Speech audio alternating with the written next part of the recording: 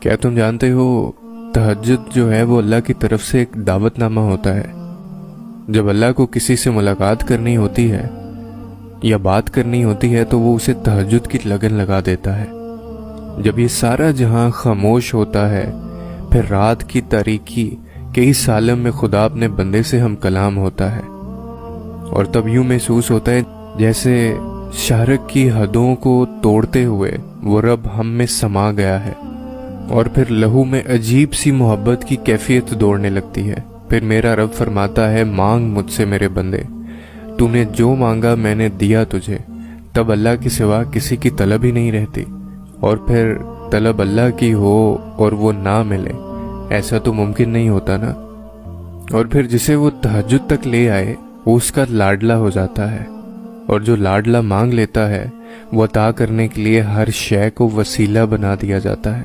لیکن اکثر ایسا بھی ہوگا کہ تمہاری دعائیں قبول نہیں ہوں گی اور تمہیں لگے گا کہ راستے بند کر دیے گئے ہیں۔ جب ایسا لگے تو ہمیشہ یاد رکھنا اللہ تم پر تمہاری رضا کے راستے تب بند کرتا ہے جب وہ چاہتا ہے کہ تم اس کے راستے پر دوڑے چلے آؤ۔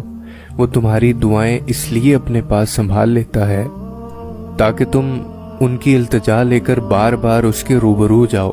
وہ اگر آزمائش دیتا ہے تو تمہیں اس پر پورا اترنے کی ہمت بھی دیتا ہے، اور یہی اس کی عطا کا انداز بھی ہے کہ وہ پہلے تمہیں مانگنا سکھاتا ہے، وہ پھر وہاں سے عطا کرتا ہے جہاں سے ملنا تمہیں ممکن ہی نہیں لگتا۔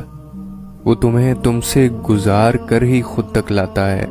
وہ تمہیں پہلے تمہاری پہچان کرواتا ہے، پھر اپنا پتہ دیتا ہے۔